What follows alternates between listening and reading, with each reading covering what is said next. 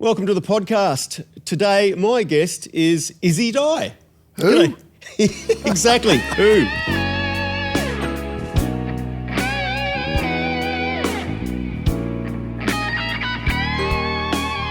Issi Dye.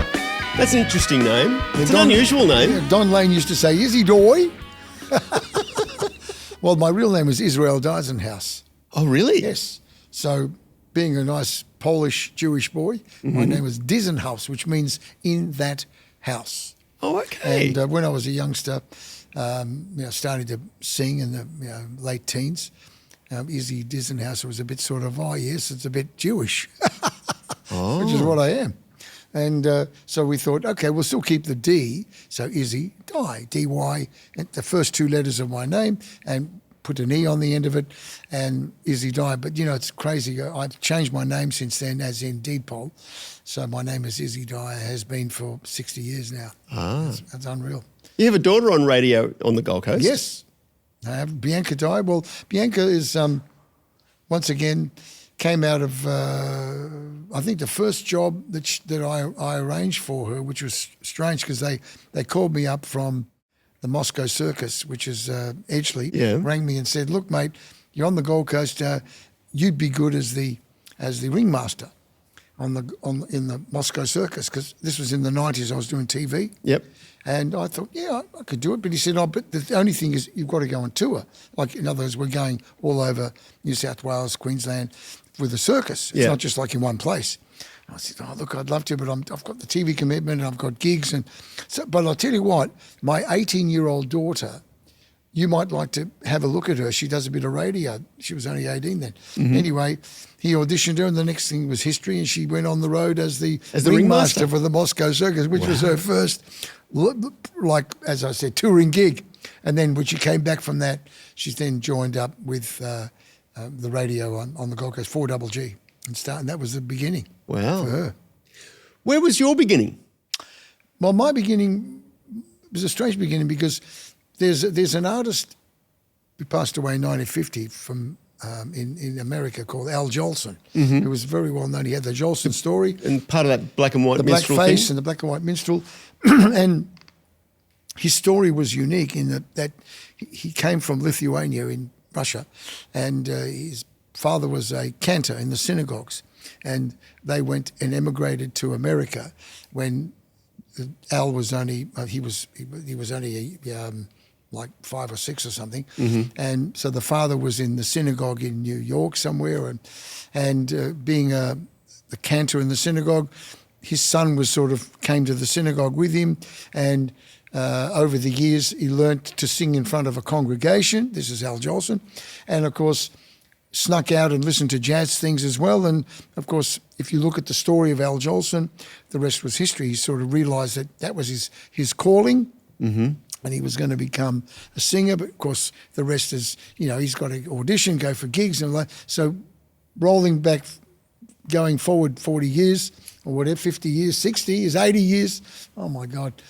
My father was a cantor also in Melbourne at the Turak Synagogue. And so every Saturday I would go in with him and sing in the choir. But I was only young. I was only 8, 9, 10 years of age. And I'd learned all the religious songs, and of course you're in front of a congregation and you're singing, all the religious songs that you do, so you become confident. And then the confidence led to where they had in Melbourne, Michael Gudinski started the Jewish dance music. So Michael Gudinski was involved from that early on? Oh, absolutely. He was only 18, 19, and he realised he was doing some managing and stuff like that then. He started some dances, and with other people had dances, and they said, oh, if you're a singer, come down and sing a few songs. Oh, when the saints go marching in, when the saints go marching in. I did all that stuff. Oh, wow. I was only a young kid. And the Beatles were already big by then, and they were already known, and so we were sort of on the back strings of that type of music, and little did I know that that was going to lead into, go meet band guys and go and form bands. And so I met guys, a band called Trio Plus One, and Kel Monaghan and many other musicians from Melbourne. And, you know, I started singing as a lead singer. Again, in those days, I played what was it, maracas, tambourine, not good at guitar. I could play a bit of guitar, but I'm hopeless at it. I'm only average. But these guys were good musicians. They learnt at a young age to play. Yeah. And gave me the incentive. So, but I was always a good front man. I realised that my forte was being able to sing the songs in key. I wasn't able, at least I had a good ear for music. And I realised that I was good at talking to the audience. So apart from singing, I was able to connect with the audience, whereas most of the musos, including guitar players, drummers and everything, they played their songs and they were terrific, but they weren't really out there. Yeah. So that gave me, I had the edge on that part. Would you say that you're an extroverted personality? I'm a Gemini, so I'm extroverted when it comes to my stage things, but I'm complete reverse at home. Like when I'm at home, I'm very low key. I prefer to put my feet up, watch Escape to the Country and crazy things like that. In other words, I'm totally different to when I'm doing my gigs. However, in saying that, I'm good at rehearsing. I don't mind making sure that my music is fine, rehearsing songs, learning songs, and I've learned 600 songs or something or more. And the only thing I can't believe is that to this day, I can still remember them. That's the key, because let me tell you, you can't believe that something that you did in 1962, 64, 65, you can still remember it 60 years later. It's amazing. Yeah, it's that long-term memory. How's the What short-term memory? did I have for breakfast this morning? I'm still pretty good at that, so that's good. You got into TV pretty early. Look, the music was great for me because in the late 60s, I remember when I had an offer by a guy called Ken Brodziak, who brought the Beatles out to Australia. He was putting together two things. One was a TV show with a guy called Baby John Burgess, who's a well-known radio announcer, lives in Perth, and he was going to have a TV show called Turning On with Baby John. This was in the late 60s. Mm-hmm. Ken Brodziak also had hair.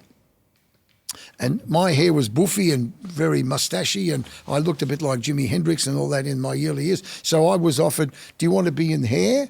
Which was going to be a musical where you're going to be on stage with many people for lots of months. That was quite a famous musical. It was very famous. This is in Australia, yeah. Not the overseas one, of course, here. Or do you want to go on this TV show called Turning On with Baby John, which is going to be on Channel 7, 5 o'clock, Monday to Friday, at half an hour, and you're one of the guests. Like, in other words, me and Molly Meldrum, Ronnie Burns, Johnny Farnham, we're all sort of guests on it, but regular guests, yeah, like regular. So anyway, thinking about it, talking to people about it, I chose the TV show. Now, looking back, should I have? Well, I think it was a good move because instantly across Australia, we were known within weeks. Yeah. People were ringing up saying, "Oh, can you come to Perth? Can you come to Brisbane? Do a show there, do this." So it was... Gives you instant recognition. It was. But there was no longevity because the TV show only ran for 25 weeks or whatever it was and then finished. So all of a sudden the TV part, that part was finished, but the hair was still going. So I went, I should have probably gone regularly, but... Fortunately, it gave me the step in, and then I joined the Happening 70s team, which was Ross D Wylie when he was on Channel 10. He put together with Johnny Young the Happening 70s show, which was a 3-hour show on a Saturday morning in Melbourne, but it was beamed all over the country. And once again, they offered me a regular spot. And so once again, we were seen all over the country. By then, I'd started to put together my singles. So I had One Last Kiss, Incense, Personality, a few of those songs out, which sort of, one was a mild hit, one wasn't too popular, but in the end, it got me across the country. People recognised me everywhere, and I was on the road. I went for it. Now, typical with TV programs, anything like that, you do them, people see you completely differently than when they see you on TV to when they see you live, because TV is 3 minutes. Yes. Live, you've got to do an hour gig. So all of a sudden, you have to learn an hour's worth of music, rehearse the bands. Every time you went to a show, there was no backing tracks in those days. It was all live band, throw the charts down, Some bands were amazing, others were absolutely terrible, but you still went ahead. Wherever you went, you picked up a local band. Absolutely, because in those days you couldn't tour with a band unless you were doing from Melbourne with a bit of a tour. But if you were going to Perth, and look, what was great, I got to meet so many amazing, great guys in music and bands. It was fantastic. To this day, I still know many, many, many of them, and many friends have become in shows. So that part was fantastic, you know. But as a solo artist, that's all you ever were. You were reliant on the band. Yeah. The band was really good. You're up there.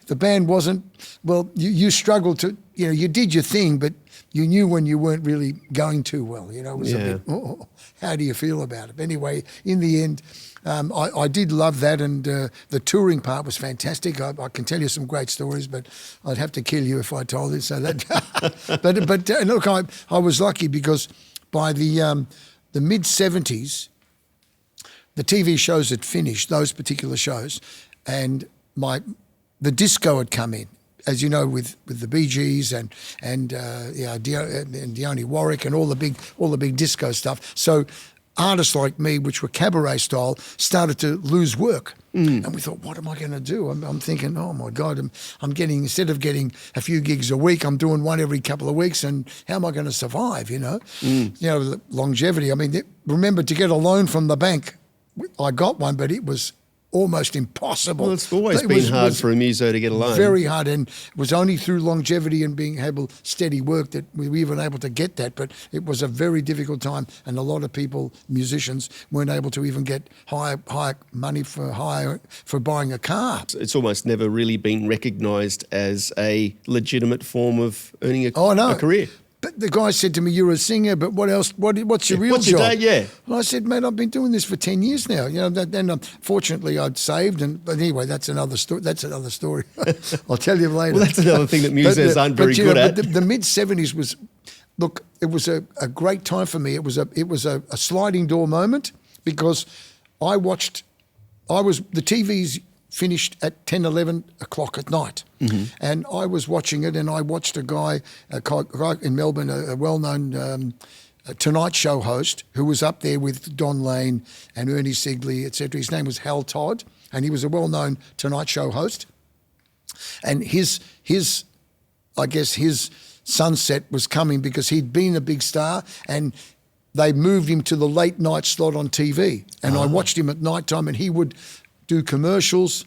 He would talk about what was going on around town, but you could see that there was a bit of bitterness in his whole style, because he'd been a huge star, like a big star in Victoria especially, and now he was relegated to the late nights.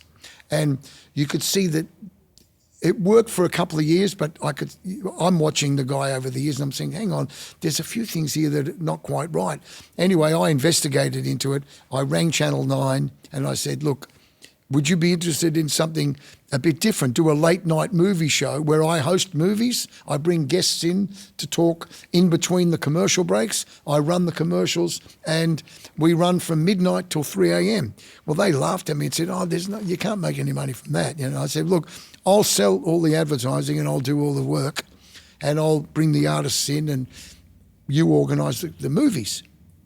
Anyway, that was a sliding moment, because from 75 till the early 80s, here I am on Channel 9 hosting the late night movie show. So most people today don't remember me from the 60s and 70s. They remember me, you were the guy that was on late at night talking. That's how we know you. But again, it gave me a great income, but at the same time, I was able to move and I still was able to do my gigs, 4-show gigs, but I didn't have to worry about if I only did one every couple of weeks. I had the TV show. It was a regular thing every Thursday and Friday. In fact, it went so well that I then hosted Sydney and Brisbane. So I did Sydney, Brisbane and Melbourne, and I was flying up every week between the 3 states. It was crazy. It was nutcase stuff, but it did give me a great profile, and I was able to buy my house. When you were organising, because obviously you've gone to the TV channel and said, I'll organise the advertising. Yes. So you're basically becoming an advertising salesman. I was. Oh, no, that's... People said to me, you've stopped singing now, you do advertising. I said, yeah, but nothing changes. When you look at TV today, so many artists go out there doing commercials for this and that product. That's true. The only difference was when I did it is that I would do 30-second or 60-second commercials for a lot of clients, car dealers, nightclubs, restaurants, fashion companies. So, but I was the front man for all these different things. Did you have a team of people helping you with that, or was that just all off your own bat? Funny you should say that. My 16-year-old sister, Rita, who went on to become a very successful businesswoman today, was 16 at school, and I said, look, I need someone to come and help me with the clients. Do you want to come and finish school and come and work with me? She goes, what are we going to do? I said, well, I don't know, we'll see what happens. Anyway, she stayed with me for 10 years. Oh, wow. And we had a fantastic relationship. I mean, I love my sister, and without her help, it wouldn't have happened, because somebody had to do the paperwork, which I was hopeless at, but I was very good at arranging the clients, getting the clients, producing the commercials. Mate, I was producing 20 or 30 a week. So you're good at the creative side of things. Creative side of things. And then it's someone to do the actual just do the paperwork stuff and the business side of it. When we started, it was like really low key. It was just like me and a few clients and 2 or 3 clients. And I'm saying, I'm selling ads for $3 or $4 each or whatever I could get to try and get it off the ground. But by the time Channel 9 fired me, which was after it was really successful, they were making a fortune late at night. Well, that's when David Letterman came in and the late night stuff. So all of a sudden, late night on television became very successful. Yeah. And of course, the big people coming home from people coming home nightclubs and we had, so when we were there in the early days, it was like nothing else was on. In fact, the other channels closed, but we stayed open until 3 o'clock in the morning. However, I came up with one idea, which probably was a moment in the TV thing. I thought, now, how am I going to keep people up watching a movie, which is normally an hour to an hour 20, for 3 hours? How am I going to keep them there for 3 hours? Remember, the commercials went for 10 minutes, 15 minutes with talking to, I had Johnny O'Keefe come in, I had John Michael Howson, I had Russell Morris. They'd all come in late at night to Channel 9 at 1 o'clock in the morning, and I would interview them like you're doing with me. Yeah. They would be, so then I would talk about this and commercial that. So what I'm saying is that it was a defining moment at that time, because I realised that no one else was doing that. However, I thought, now what I'll do is I'll say to people, it's just after midnight on Channel 9 with Issi Dye, even though it was 3 o'clock in the morning. Yeah. It's just after midnight. And people would say, it's not just after midnight, it's 2 o'clock in the bloody morning. And I'd say, yeah, but that's the thing. I'd be saying, and now it's back to the movie, but it's just after midnight. And they go, oh my God, we've got to sit through another lot of crap again, But people used to say to me, we used to sit there and laugh at you and watch you, and you'd be crapping on TV and talking about this and that. But we always watched, sort of like your YouTube, your thing. People go, they can't help but watch it because they were laughing at me and they were with me and how should I say, they were making jokes about it. But in the end, people realised that it was their life. They were coming home at 11 o'clock at night from going out to the clubs or working or shift working. In fact, shift workers were my biggest audience. People from the police, the ambulance people, nurses, overnight workers at the airport. They would come home at 1 or 2 in the morning and they'd click me on. Oh, Issi Dye's on. We'll sit and watch the idiot, Yeah. So, and to this day, how long is that? 50 years later, I promise you, I still get so many people come up to me and say, we used to watch you at night talking at 2 o'clock in the morning, and I'd say, oh my God, and you think no one's watching. You think, oh, there's no one out there. But that's the hard part about it's like doing this. You don't really realise who's out there. Who's out there watching. That's right. Oh, and how many people who's out there watching this? Oh my God! I hope the stories are okay. But anyway, that was, as I said, that was a defining moment for me. In fact, once I'd finished with Channel 9 in Melbourne in the early '80s, mid '80s, I thought, it's time for me to have a change of life. What am I going to do with myself? I'm nearly 40 years of age. What am I going to do? I want to still go and do gigs. Yeah. Because I realised the TV was limited as far as giving me a career. I was never going to be a Tonight Show host because I was only good at commercials and chat, and I was good compere. But I thought, okay, Queensland had a huge night spot, clubs. They were all over the Talabudra, the Playroom. The Playroom, Brisbane, the Cloudland, all these clubs and places were going well. And they used to say, Issi Dye, if you come up here, we love you to come and do some work. Yeah, we'd love you. And I'm thinking, I should be up in Brisbane or the Gold Coast. Anyway, I rang a few friends of mine and I said, look, if I'm coming up to the Gold Coast, and they said, look, if you'd like to, this is the guy from Sanctuary Cove, when they did the opening of Sanctuary Cove. Yep. They had Frank Sinatra, Yep. Whitney Houston, Peter Allen, Molly Meldrum, Issi Dye. So I came along and I hosted some stuff on the opening of the Sanctuary Cove, 87, and I thought, I'm staying. So I ended up staying on the Gold Coast for 15 years, went to Channel 10 here, started to do the TV again, late nights, but fortunately I was able to do a lot more band stuff. I formed a band, the Dynamics, rock and roll, started the tour, went to Cairns, all the country music, rock and roll. Fantastic. We were going for it, But at the same time, I realised that it was a great lifestyle on the Gold Coast. It was fantastic. Well, I can remember coming across you at a late night truck stop that a lot of the bands used to stop through in northern New South Wales, and you were obviously on the way home. Was I doing a gig there? No, I wasn't doing a gig at the truck stop. No, not at the truck stop. But you had the leopard skin jacket on. Oh my God, Jesus, God, you're good memory, mate.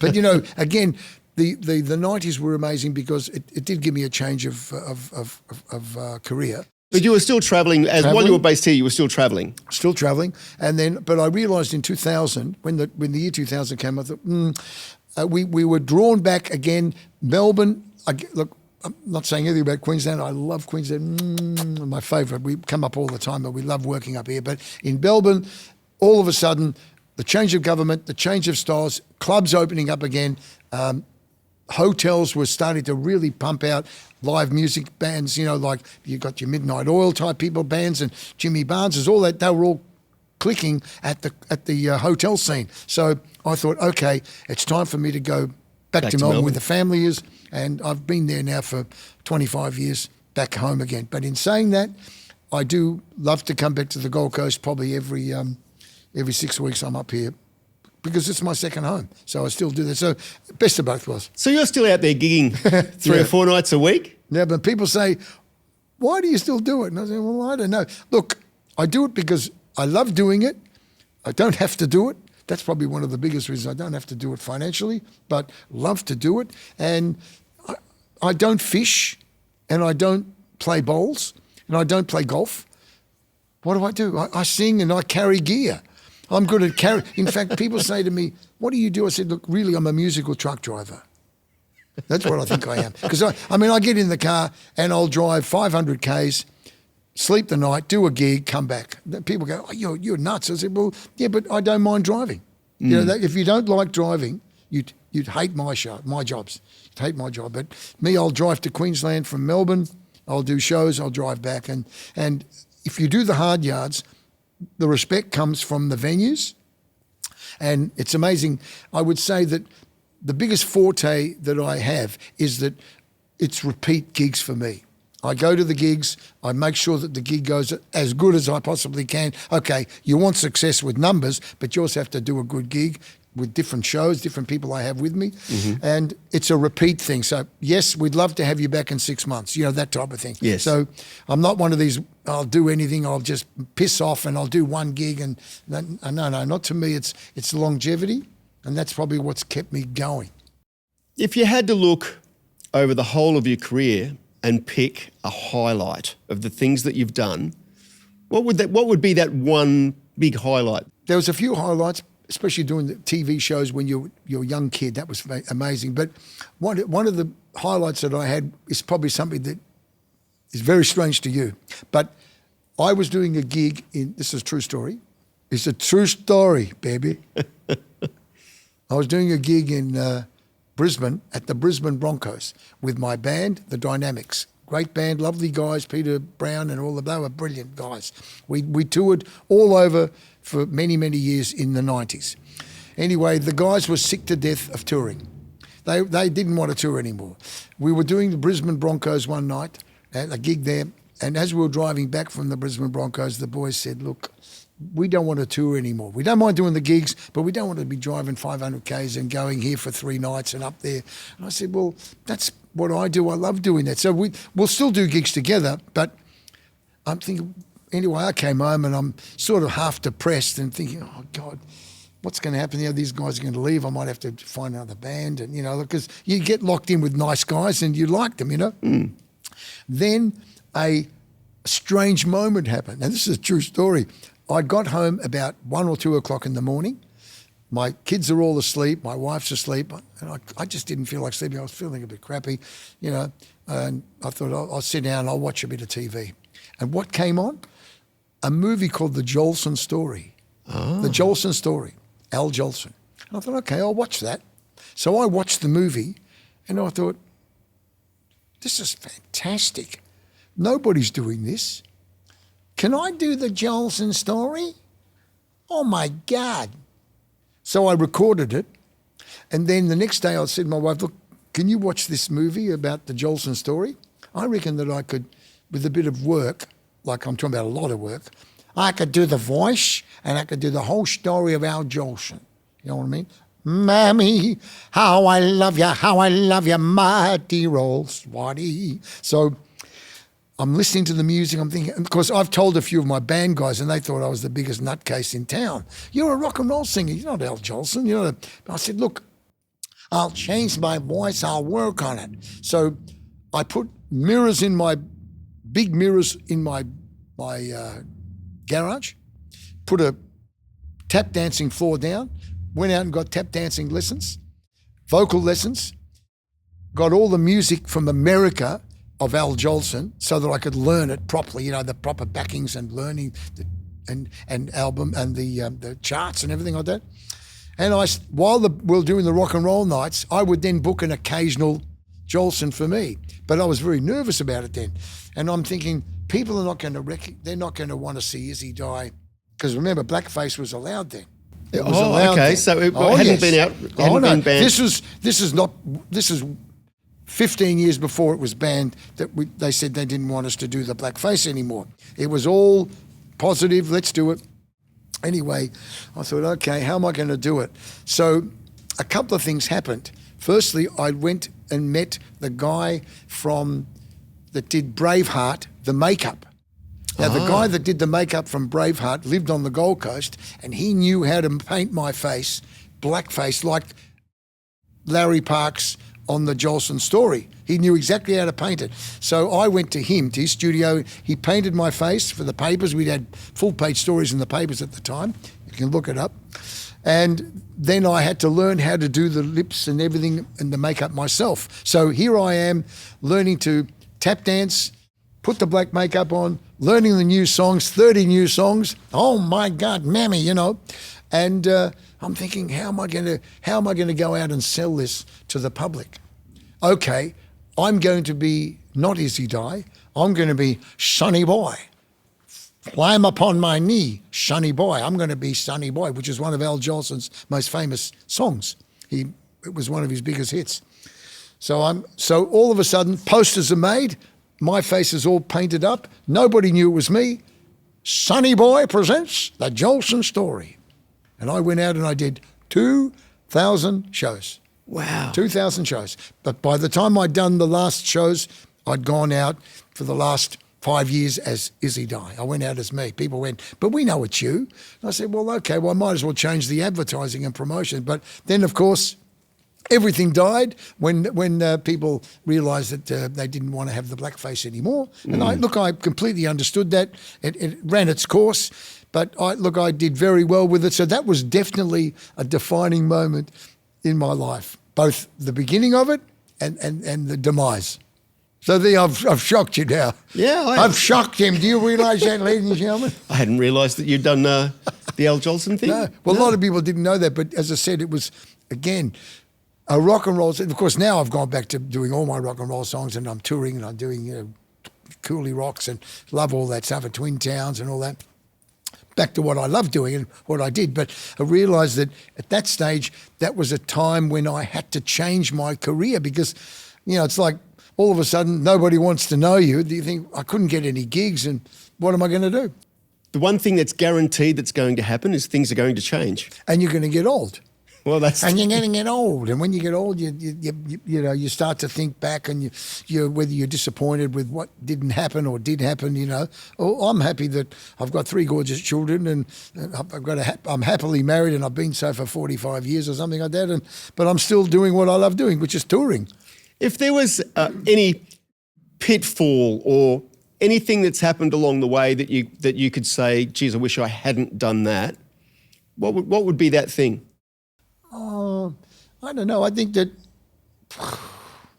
look, there's no regrets. Mm-hmm. I've got no regrets with it. I think that, you might have gone out and done a terrible show, or you might have said something bad about somebody and you feel really bad about it. But I can honestly say that over the course of my 60 years, no regrets. I've got no, because if something didn't work out, I jumped to the next thing. I've always been a very positive and Would you say that proactive. A lot of your success would be because of your ability to change?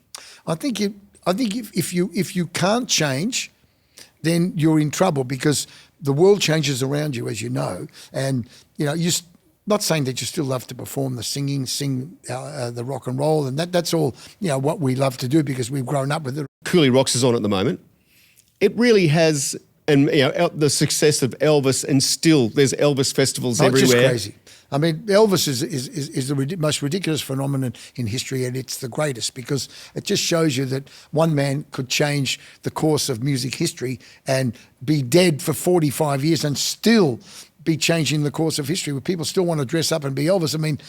I can honestly say that I do occasionally dress up in wigs and put on the Elvis costume, and I do love it. But I am not an ETA. I'm not an Elvis tribute artist that lives the life. But I still respect the fact that Elvis had the greatest song list. Okay, the Beatles had their lists, and we love them, and the Stones and Elton John, my favourite, Neil Diamond. But nobody had a list like Elvis. 400 to 600 songs, you'd know most of them, which is ridiculous. So it just shows you that how he influenced the people, and of course to think that young kids today of 5 or 6 or 7 dressing up and singing Elvis songs, who would have thought? It's an amazing phenomenon. It's an amazing phenomenon. But look, as I said, I wouldn't be in any other business, mate. I think there's no business like show business because you never know what. I remember that. The biggest problem you always have is worrying about the next day, how your voice is going to be. People go, oh, but you're doing 4 or 5 shows in a week, and how do you cope with it? You've got to say, use it or lose it. Okay, everybody gets sick, and sometimes you get laryngitis or you can't help that. But in the end, if you're not singing, in fact, during the COVID time, when we lost 100 shows and couldn't work because we were locked down in Melbourne completely. Yeah, that was really bad. Really tough and down then, there. That was tough. But I started to get all hoarse and lost my voice. I'm thinking, but I'm not singing. And I went to see a specialist during the time, and he said, mate, your problem is you're not singing.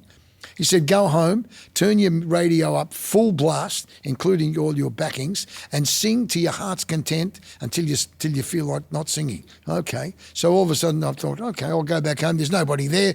Turned it up and started to sing again. And sure enough, within a few weeks, my voice came back to being strong again. But you don't realise it. You think, oh no, having a rest is not so good. Okay, if you do 6 shows, you need a little rest at night, of course, and look after yourself, etc. But what sort of health advice would you give someone? I guess it changes throughout your time. You were talking earlier and you said you've got type 2 diabetes. Yeah. And you're very conscious about what you eat, and you still exercise, go to the gym. Yep.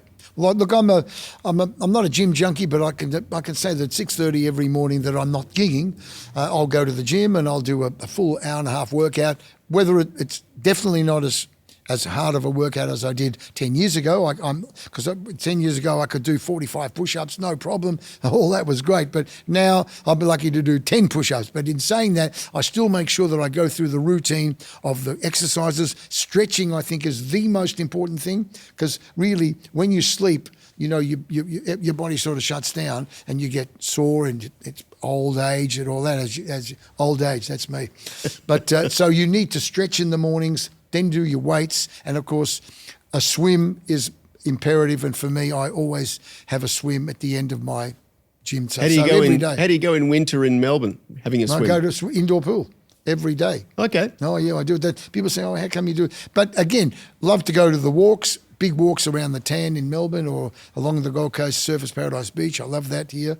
And I bought an apartment at a place in the Q1, place called Q1. Mm-hmm. So I've been coming up here for many years. Love the Gold Coast, love Surfers Paradise. I'm a great believer. I think that Tom Tate's done a great job, and I've worked with him for over the last 10 years, and I think the Gold Coast is in good hands at the moment. That's my personal opinion. Doesn't have to be yours. That's mine.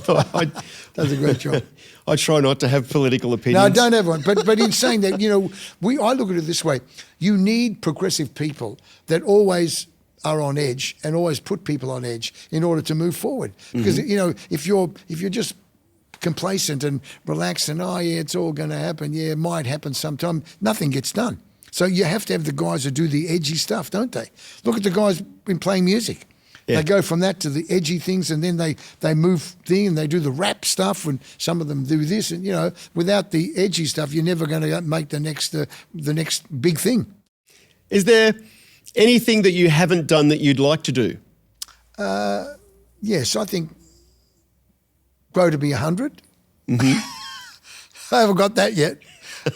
No, but look, in saying that, every year I love going overseas, and last 20 years I make sure that I work hard through the year, do 11 months of solid running, driving, but take a month off, 6 weeks off, and travel all over the place. I love visiting Europe, England, all over, you know, Asia, Dubai, all those places, you know. So to me, that's part of living. What's your favourite place that you've been?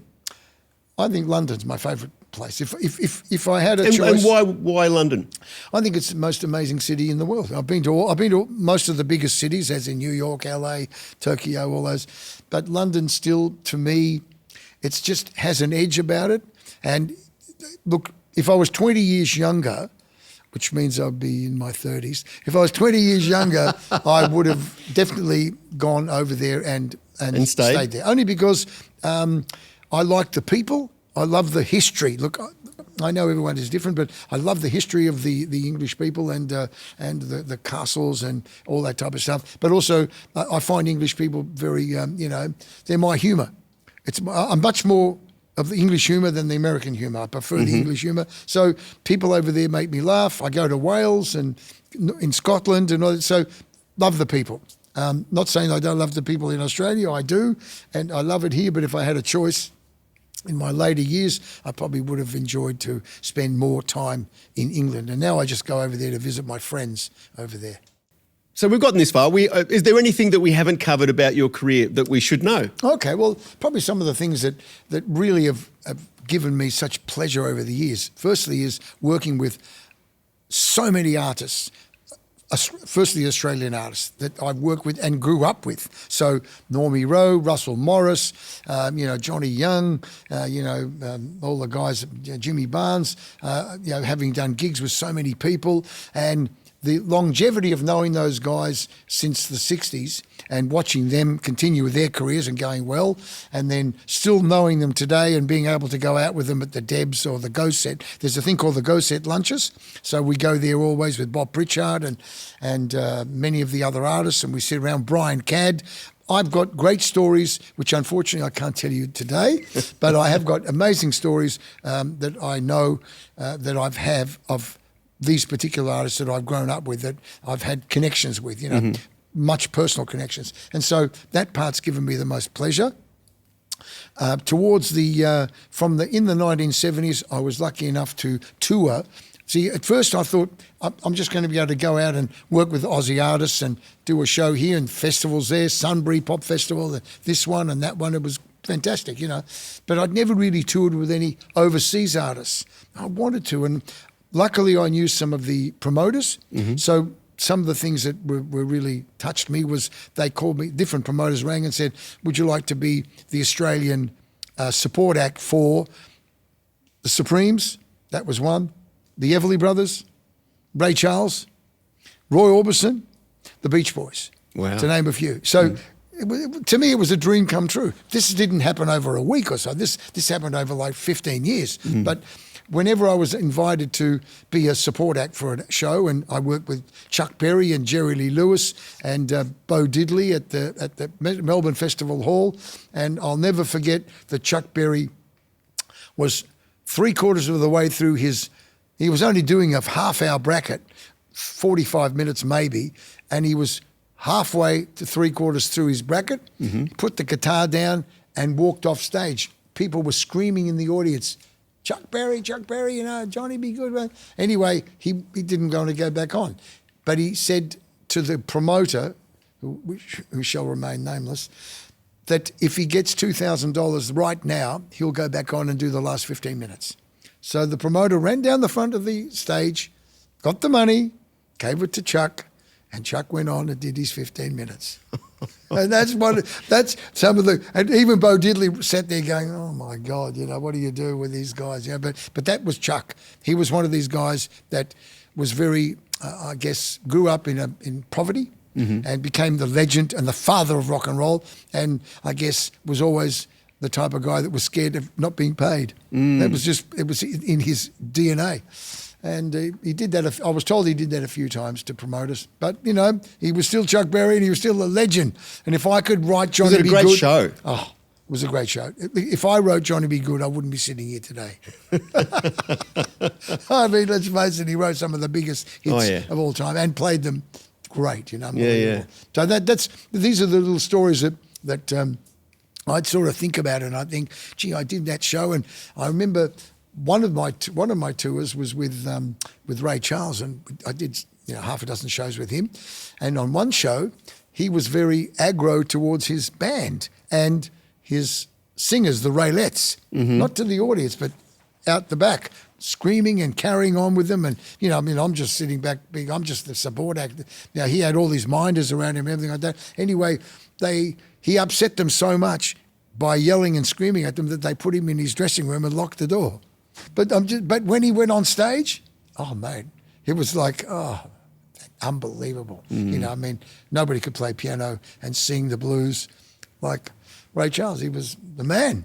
Yeah. Let me tell you about a girl I know. He was just fantastic. So, yeah, these are wonderful memories that I've got. I just sort of remember those days, and I think, oh my God, it's a thing that I take with me. But at the same time, it's hard to share it because when you're not there, it's a story. Yeah. It's a bit of a book thing. Look, I've been asked to write a book many, many times, but to this day, I've pushed it aside because the best stories are ones that wouldn't be nice to be told, and even though they would be told, I wouldn't be loved anymore. So I think nobody wants to hear happy stories, do they? They want to hear crap. Well, people like a bit of drama sometimes. They do. And I'm thinking, no, I got some good stories. I could tell something about Molly and all those, but I love him dearly. I wouldn't say anything. You've seen a lot of changes. Oh, yeah. Over the years, from the 60s through till now. It's a long career. What would you say would be some of the most significant changes that you've seen?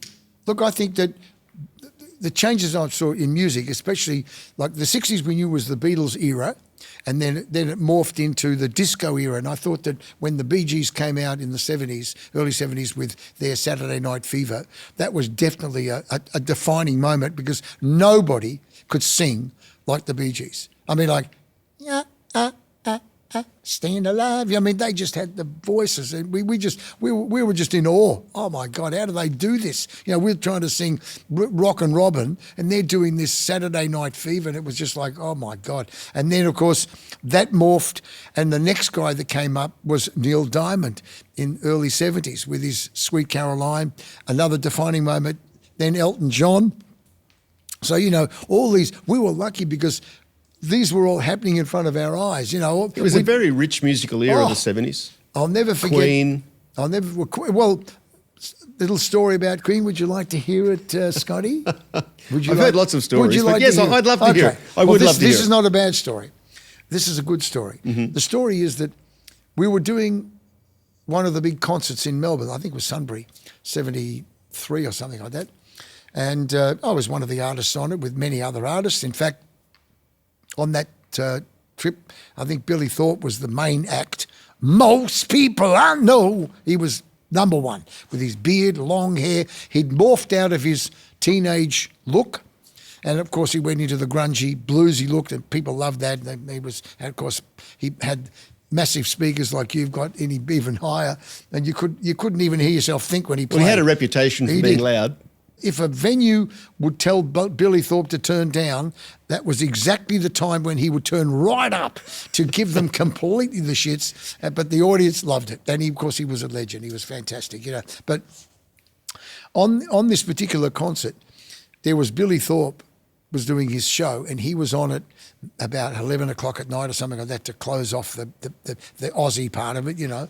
And of course, he killed them. He absolutely slayed them. I mean, the people were screaming. They were up on their feet, clapping and all that stuff. And then they announced that coming up, there's a band from England called Queen.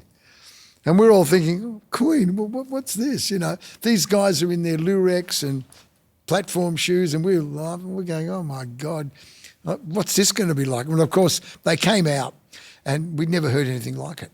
Like we were in awe of their music, but the audience were like, oh, these guys are all dressed like queens, you know. Like, what is this Queen? What's Queen? Queen's the Queen, not Queen, you know. But of course, that was their defining moment. But then 6 months later, or 8. Bohemian Rhapsody came out and everybody went, we saw Queen. We were the first ones. We saw them. But it was, as I said, following Billy Thorpe was a hard thing. But, you know. No, Queen I think Ray Burton was telling me he performed at that Sunbury. Yeah. And he remembered that Queen, I think he said Queen got booed off the stage. Yeah, they were booed. But only because, again, that was, again, a defining moment. We weren't used to that music. Remember, they were doing more poetic stuff. Yeah. So it was becoming more like, I mean, we were all into Elton John at that stage, Neil Diamond, the Eagles. That was really what was going up. That was killing them. And Bee Gees, of course. And all of a sudden, this band, completely out of blue, were doing these unusual type operatic songs. We're going, what the hell's all this all about? You know. So again, it was a defining time, but great that we were there to see that. Yeah. And I never got to see Queen again, but of course, I became a huge fan of Queen and love all their music, and to this day still love their songs. You know, fantastic. So yeah.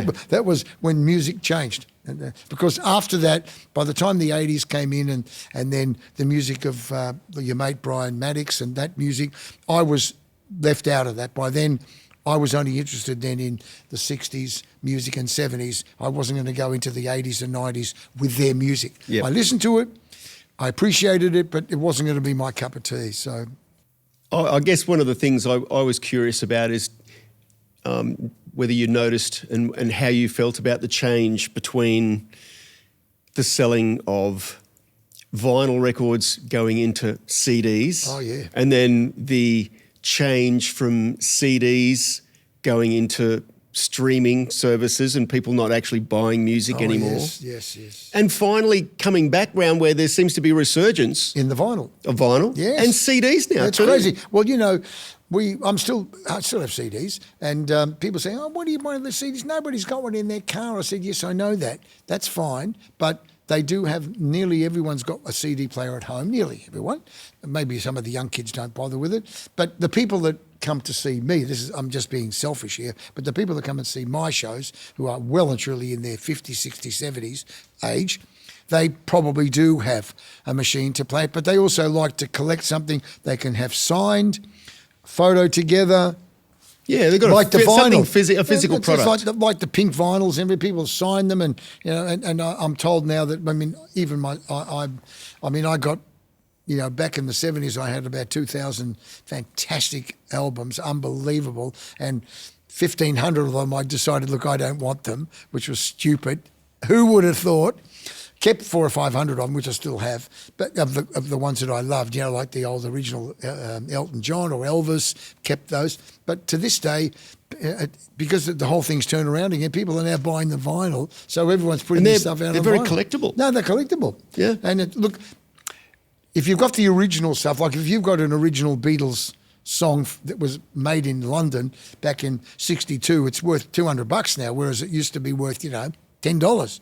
But you know, if you want Herb Alpert and Tijuana Brass, you can buy that for $1 at the op shop. So you know, it just shows you how the perception to people's to music. You wouldn't find in an op shop, seriously, Elvis, Neil Diamond, Elton John, the Beatles, any of those that have morphed from the 60s and 70s to today really have taken over. I guess ABBA, Eagles. ABBA, you can't, they're not. But if you look into James Last, who was a very well-known, had a big orchestra, you know, as I said, Herb Alpert and the Tijuana Brass, Kamal, Tommy Dorsey. If you want those, they're free or $1 at the op shop. Now, again, I'm sure some people love that music, absolutely love it, but because they weren't lucky enough to be still hugely popular, and I guess those artists that we talked about, the Beatles and all that, they've taken on a new life, haven't they? Yeah, They're now on specials all the time, video specials. People are recreating. Well, I guess that's a big thing too, is they've been kept alive through movies, videos, and documentaries. Oh, yeah. I mean, the Elvis movie came out last year, was made during COVID, which was an interesting here on the Gold Coast. Yes. Look, it was a great movie, and that guy asked, what's his name? No, that was the guy's name that did it. I know that I had Tom Hanks in the studio next door doing vocal overdubs. Oh, my God. One of my all-time, if I talk about my all-time favourite actors, he's definitely in there with Michael Caine and 2 or 3 others that I thought. But Tom Hanks is one of these guys who can act many different roles. And now there's actually a lot of work for some local musos. I know that Aaron West was playing in the band that was on the stage, playing in the movie. Fantastic, you know. So that was. See, look, and again, just recently I watched a new documentary that was on Netflix, which Baz Luhrmann put together, not to do with the movie, but just showing Elvis '68. Have you seen that one? No, I haven't. Go and have a look at it, because it's Baz Luhrmann and a few others talking about Elvis, and then Elvis himself singing and talking, but then it's all about just leading up and doing the '68 special. Absolutely brilliant. Yeah. I would thoroughly obviously Baz Luhrmann lives locally. Oh, yes. Here on the Gold Coast. And look, he's a genius, Baz, and good on him, you know, and well done to him for putting it together. And again, he's doing what others are doing. He's keeping the music alive, and he's keeping Elvis's image. Well, he's obviously a fan. Obviously a fan. I mean, you know, and also it's made him very wealthy. Good on him. He deserves it. You know, He put his money where his mouth was. How many people are going to put up all that money to produce, you know, people? That's true. I mean, you know, it's all very well saying that, but it's like when I was young, I could have put money into Paul Hogan's movie Crocodile Dundee, but I went, I'm not going to put money into a movie like that. What's that all about? Something about a guy that, you know, that's going to kill alligators? No, crocodiles, alligators. No, it's not my cup of tea. But all the guys that did put their money into that, they made a lot of money, and good luck to them, you know. Yeah. So you can't be no regrets. No regrets. It's a motto, just like showbiz. The motto to live by. It is. Thank you very much for spending some time here today, Izzy. That's great. It's been really wonderful. Thanks, mate. And I hope you enjoyed it, everybody. Thank you very much. Thanks very much, mate. All right. I will see everyone on the next podcast. Thanks for watching.